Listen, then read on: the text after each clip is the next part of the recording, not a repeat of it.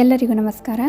ರವಿಚಂದ್ರನ್ ಅವರು ಹುಟ್ಟಿದ್ದು 30 ಮೇ 1961ರಲ್ಲಿ. ಇವರು ಭಾರತೀಯ ನಟ, ನಿರ್ದೇಶಕ, ನಿರ್ಮಾಪಕ, ಸಂಗೀತ ನಿರ್ದೇಶಕ, ಗೀತ ರಚನಾಕಾರ ಮತ್ತು ಸಂಪಾದಕರು. ಪ್ರಧಾನವಾಗಿ ಕನ್ನಡ ಚಲನಚಿತ್ರರಂಗದಲ್ಲಿ ಕೆಲಸ ಮಾಡುತ್ತಿದ್ದಾರೆ. ಚಲನಚಿತ್ರ ನಿರ್ಮಾಪಕ ಎನ್ ವೀರಾಸ್ವಾಮಿಯವರ ಮಗ. ಅವರು ತಮ್ಮ ತಂದೆಯ ನಿರ್ಮಾಣ ಸಂಸ್ಥೆಯಾದ ಶ್ರೀ ಈಶ್ವರಿ ಪ್ರೊಡಕ್ಷನ್ಸ್ ಅಡಿಯಲ್ಲಿ ಚಲನಚಿತ್ರಗಳನ್ನು ನಿರ್ಮಿಸಲು ಮತ್ತು ವಿತರಿಸಲು ಮುಂದುವರೆಸಿದ್ದಾರೆ. ಮಾಧ್ಯಮಗಳು ಮತ್ತು ಅವರ ಅನುಯಾಯಿಗಳು ಜನಪ್ರಿಯವಾಗಿ ಕ್ರೇಜಿ ಸ್ಟಾರ್ ಎಂದು ಕರೆಯುತ್ತಾರೆ. 1971ರಲ್ಲಿ ಕುಲಗೌರವ ಚಿತ್ರದಲ್ಲಿ ಬಾಲ ಕಲಾವಿದರಾಗಿ ತಮ್ಮ ನಟನಾ ವೃತ್ತಿಯನ್ನು ಪ್ರಾರಂಭಿಸಿದ ರವಿಚಂದ್ರನ್ ಅವರು ಪೋಷಕ ಪಾತ್ರಗಳಲ್ಲಿ ನಟಿಸುವುದರ ಜೊತೆಗೆ ಕದೀಮ ಕಳ್ಳರು 1982ರಲ್ಲಿ ಮತ್ತು ಚಕ್ರವ್ಯೂಹ 1983ರಂತಹ ಚಲನಚಿತ್ರಗಳಿಗೆ ಸಹ ನಿರ್ಮಾಪಕರಾಗಿ ಪ್ರಾರಂಭಿಸಿದರು. ಅವರ ಪ್ರಮುಖ ಪಾತ್ರದ ಚಿತ್ರಗಳು ಪ್ರೇಮಿಗಳ ಸವಾಲ್, ಪ್ರಳಯಾಂತಕ ಮತ್ತು ಸ್ವಾಭಿಮಾನ ಚಿತ್ರಗಳೊಂದಿಗೆ ಪ್ರಾರಂಭವಾಯಿತು. ಅವರು 1987ರಲ್ಲಿ ಪ್ರೇಮಲೋಕ ಚಿತ್ರದ ಮೂಲಕ ತಮ್ಮ ವೃತ್ತಿ ಜೀವನದ ಅತ್ಯುತ್ತಮ ಪ್ರಗತಿಯನ್ನು ಪಡೆದರು. ಇದಕ್ಕಾಗಿ ಅವರು ನಿರ್ದೇಶಿಸಿದರು, ನಿರ್ಮಿಸಿದರು ಮತ್ತು ಪ್ರಮುಖ ಪಾತ್ರದಲ್ಲಿ ನಟಿಸಿದರು. ಅಂದಿನಿಂದ ರವಿಚಂದ್ರನ್ ಚಲನಚಿತ್ರಗಳು ತಾಂತ್ರಿಕವಾಗಿ ಜಾಣತನ ಮತ್ತು ನಿರ್ಮಾಣದಲ್ಲಿ ಅದ್ಧೂರಿಯಾಗಿವೆ ಎಂದು ಪರಿಗಣಿಸಲಾಗಿದೆ.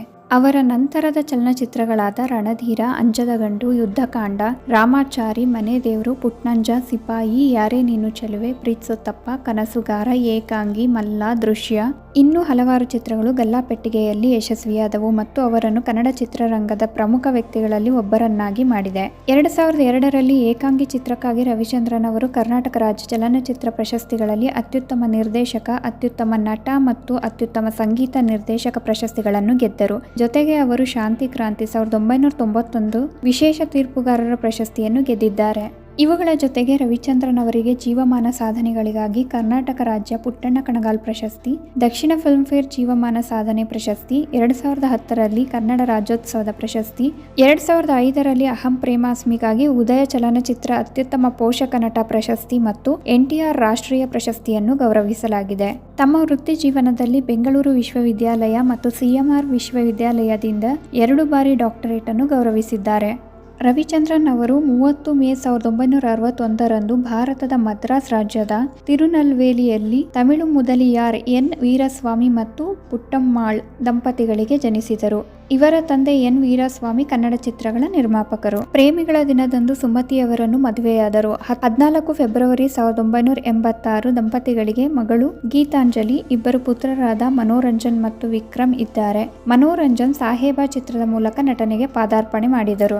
ರವಿಚಂದ್ರನ್ ಅವರು ಮೊದಲ ಬಾರಿಗೆ ಧೂಮಕೇತು ಮತ್ತು ಕುಲಗೌರವ ಚಿತ್ರಗಳಲ್ಲಿ ಬಾಲನಟರಾಗಿ ತೆರೆಯ ಮೇಲೆ ಕಾಣಿಸಿಕೊಂಡರು. 2ರಲ್ಲೂ ಡಾಕ್ಟರ್ ರಾಜ್ಕುಮಾರ್ ನಟಿಸಿದ್ದರು. 2ನೇಯದು ಸ್ವತಂತ್ರ ನಿರ್ಮಾಪಕರಾಗಿ ಅವರ ತಂದೆಯ ಮೊದಲ ಚಿತ್ರ. 1982ರಲ್ಲಿ 20ನೇ ವಯಸ್ಸಿನಲ್ಲಿ ಅವರು ರವಿ ಸಿನಿ ಕ್ರಿಯೇಷನ್ಸ್ ಬ್ಯಾನರ್ ಅಡಿಯಲ್ಲಿ ಪ್ರೇಮ ಮಠಸರ ಚಿತ್ರದೊಂದಿಗೆ ಸ್ವತಂತ್ರ ನಿರ್ಮಾಪಕರಾದರು.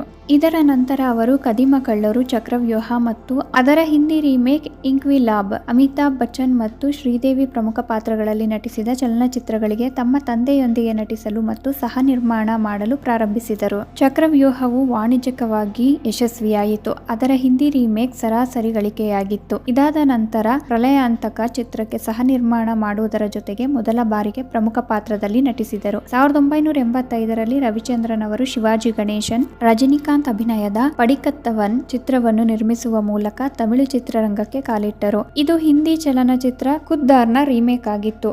ಅವರು 1000 ಸುಳ್ಳು ಮತ್ತು ನಾನು ನನ್ನ ಹೆಂಡತಿಯರಂತಹ ಚಲನಚಿತ್ರಗಳನ್ನು ಅಭಿನಯಿಸಲು ಮತ್ತು ಸಹ ನಿರ್ಮಾಣವನ್ನು ಮುಂದುವರೆಸಿದರು.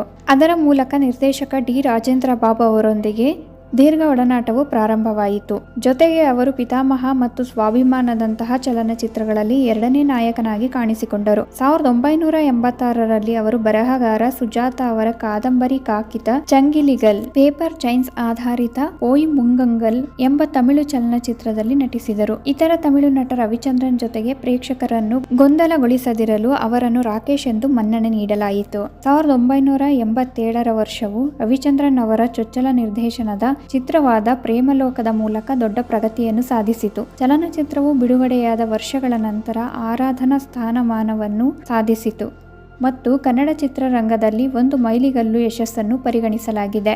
ಈ ಚಿತ್ರವು ಆ ವರ್ಷದ ಅತಿ ಹೆಚ್ಚು ಗಳಿಕೆ ಮಾಡಿದ ಕನ್ನಡ ಚಿತ್ರವಾಯಿತು. ನಿರ್ದೇಶನ, ನಿರ್ಮಾಣ ಮತ್ತು ಸ್ಕ್ರಿಪ್ಟಿಂಗ್ ಜೊತೆಗೆ ರವಿಚಂದ್ರನ್ ಬಾಲಿವುಡ್ ನಟಿ ಮಾಡೆಲ್ ಜೂಹಿ ಚಾವ್ಲಾ ಅವರೊಂದಿಗೆ ಪ್ರಮುಖ ಪಾತ್ರದಲ್ಲಿ ನಟಿಸಿದರು. ಅವರು ತಮ್ಮ ವೃತ್ತಿ ಜೀವನದಲ್ಲಿ ಮೊದಲ ಹಿಟ್ ಅನ್ನು ನೀಡಿದರು. ಹಂಸಲೇಖ ಅವರ ಚಲನಚಿತ್ರದ ಸಂಗೀತವು ಹೆಚ್ಚು ಮೆಚ್ಚುಗೆಯನ್ನು ಪಡೆಯಿತು ಮತ್ತು 35 ಲಕ್ಷಗಳ ಮೊತ್ತದ ಆಡಿಯೋ ಕ್ಯಾಸೆಟ್ಗಳನ್ನು ಲಹರಿ ಆಡಿಯೋ ಕಂಪನಿಯು ಮಾರಾಟ ಮಾಡಿತು.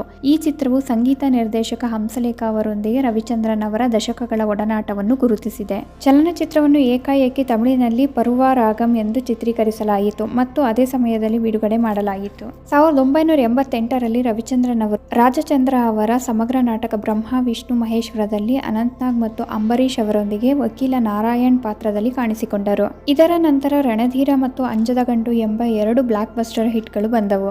ಹಿಂದಿನದು ಸುಭಾಷ್ ಘಾಯ್ ಅವರ ಹಿಟ್ ಚಿತ್ರ ಹೀರೋನ ರೀಮೇಕ್ ಆಗಿದ್ದು 25 ವಾರಗಳ ಥಿಯೇಟ್ರಿಕಲ್ ರನ್ ಒಂದಿಗೆ ಬೆಳ್ಳಿ ಮಹೋತ್ಸವದ ಹಿಟ್ ಆಗಿತ್ತು ಮತ್ತು ಗಲ್ಲಾಪೆಟ್ಟಿಗೆಯಲ್ಲಿ ಬ್ಲಾಕ್ ಬಸ್ಟರ್ ಎಂದು ಘೋಷಿಸಲಾಯಿತು. ಥಿಯೇಟರ್ನಲ್ಲಿ 108 ದಿನಗಳ ಪೂರ್ಣ ಹೌಸ್ ಪ್ರದರ್ಶನಗಳನ್ನು ದಾಖಲಿಸಿತು.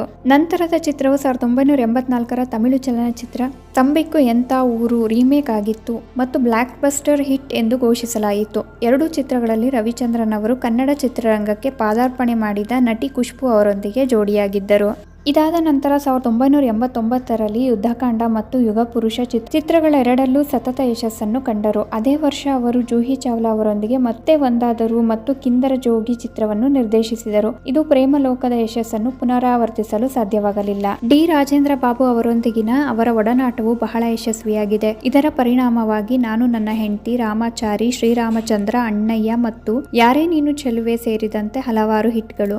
1991ರಲ್ಲಿ ರವಿಚಂದ್ರನ್ ಅವರ ಮಹತ್ವಾಕಾಂಕ್ಷೆಯ ಪ್ಯಾನ್ ಇಂಡಿಯನ್ ಚಲನಚಿತ್ರ ಶಾಂತಿ ಕ್ರಾಂತಿ ಬಿಡುಗಡೆಯಾಯಿತು. ಇದು 1988ರಿಂದ ತಯಾರಿಕೆಯಲ್ಲಿತ್ತು. ಅವರು ಜೂಹಿ ಚಾವ್ಲಾರನ್ನು ಪ್ರೇಮಲೋಕ ಮತ್ತು ಕಿಂದರಿ ಜೋಗಿ ನಂತರ 3ನೇ ಬಾರಿಗೆ ನಾಯಕಿಯಾಗಿ ನಟಿಸಿದರು. ಚಿತ್ರವನ್ನು ಹಿಂದಿ, ತಮಿಳು ಮತ್ತು ತೆಲುಗು ಭಾಷೆಗಳಲ್ಲಿ ಏಕಕಾಲದಲ್ಲಿ ಚಿತ್ರೀಕರಿಸಲಾಗಿದೆ.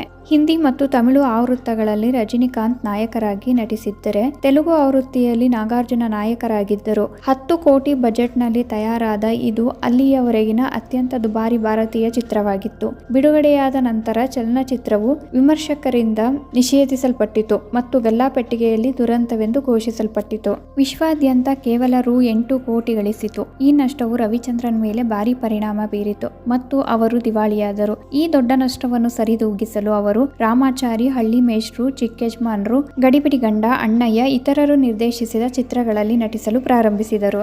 ಮನೆ ದೇವರು, ಚಿನ್ನ, ಪುಟ್ನಂಜ, ಸಿಪಾಯಿ, ಕಲಾವಿದ, ಪ್ರೀತ್ಸೋತ್ತಪ್ಪ ಚಿತ್ರಗಳೊಂದಿಗೆ ನಿರ್ದೇಶನಕ್ಕೆ ಮರಳಿದರು. ಮತ್ತೆ ಯಶಸ್ಸನ್ನು ಕಂಡರು. ಸಿಪಾಯಿಗಾಗಿ ಅವರು ತೆಲುಗು ನಟ ಚಿರಂಜೀವಿಯನ್ನು ಸಮಾನಾಂತರ ಪ್ರಮುಖ ಪಾತ್ರದಲ್ಲಿ ನಟಿಸಿದರು. ಈ ದಶಕದಲ್ಲಿ ಬಿಡುಗಡೆಯಾದ ಬಹುತೇಕ ಚಿತ್ರಗಳು ಯಶಸ್ವಿ ತಮಿಳು, ತೆಲುಗು ಮತ್ತು ಹಿಂದಿ ಚಿತ್ರಗಳ ರೀಮೇಕ್ ಆಗಿದ್ದವು. ರವಿಚಂದ್ರನ್ ಕನ್ನಡ ಚಿತ್ರರಂಗಕ್ಕೆ ಪಾದಾರ್ಪಣೆ ಮಾಡಿಸಿದ ಮೀನಾ, ಗೌತಮಿ, ಮಧುಬಾಲ, ಸುಕನ್ಯಾ, ಭಾನುಪ್ರಿಯಾ, ರೋಜಾ, ರಮ್ಯಾ ಕೃಷ್ಣ, ಯಮುನಾ, ಕಸ್ತೂರಿ, ಹೀರಾ, ನಗ್ಮಾ ಮತ್ತು ಶಿಲ್ಪಾ ಶೆಟ್ಟಿ ನಟಿಯರೊಂದಿಗೆ ಜೋಡಿಯಾಗಿದ್ದರು. ನಾನು ನನ್ನ ಹೆಂಡತಿರು, ಸ್ನೇಹ, ಓ ಪ್ರೇಮವೇ ಮತ್ತು ಚೋರ ಚಿತ್ತ ಚೋರನಂತಹ ಚಲನಚಿತ್ರಗಳಿಗೆ ರವಿಚಂದ್ರನ್ ಅಭಿನಯದ ಜೊತೆಗೆ ಸಂಗೀತವನ್ನು ಸಹ ನೀಡಿದ್ದಾರೆ. ಏಕಾಂಗಿ ಎಂಬ ಮಹತ್ವಾಕಾಂಕ್ಷೆಯ ಚಿತ್ರ ಆರಂಭಿಸಿದ ರವಿಚಂದ್ರನ್ 2002ರಲ್ಲಿ ಮತ್ತೊಂದು ಹಿನ್ನಡೆಯಾಯಿತು. 2004ರಲ್ಲಿ ರವಿಚಂದ್ರನ್ ಅವರ ನಿರ್ದೇಶನದ ಮಲ್ಲದ ಮೂಲಕ ಯಶಸ್ಸನ್ನು ಅನುಭವಿಸಿದರು. ಇದರಲ್ಲಿ ಪ್ರಿಯಾಂಕಾ ಉಪೇಂದ್ರ ಅವರ ವಿರುದ್ಧ ನಾಯಕಿಯಾಗಿದ್ದರು. ಚಲನಚಿತ್ರವು ಬಿಡುಗಡೆಯಾದ ನಂತರ ಸಂಗೀತದ ಬ್ಲಾಕ್ ಬಸ್ಟರ್ ಎಂದು ಘೋಷಿಸಲಾಯಿತು. ಚಿತ್ರಗಳು ಸೋತಾಗ ಕುಗ್ಗದೆ, ಚಿತ್ರಗಳು ಗೆದ್ದಾಗ ಹಿಗ್ಗದೆ ತಮ್ಮನ್ನು ಸತತವಾಗಿ ಚಿತ್ರಗಳಲ್ಲಿ ತೊಡಗಿಸಿಕೊಂಡಿದ್ದಾರೆ. ರವಿಚಂದ್ರನ್ ರವರ ಇಷ್ಟು ಮಾಹಿತಿಗಳೊಂದಿಗೆ ನಾನು ಈ ವಿಡಿಯೋನ ಇಲ್ಲಿಗೆ ಎಂಡ್ ಮಾಡ್ತಾ ಇದ್ದೀನಿ. ಈ ವಿಡಿಯೋ ನಿಮ್ಗೆ ಇಷ್ಟ ಆಗಿದ್ರೆ ದಯವಿಟ್ಟು ನಮ್ಮ ಚಾನಲ್ಗೆ ಸಬ್ಸ್ಕ್ರೈಬ್ ಆಗಿ, ಲೈಕ್ ಮಾಡಿ, ಶೇರ್ ಮಾಡಿ, ಹಾಗೆ ಕಮೆಂಟ್ ಮಾಡಿ.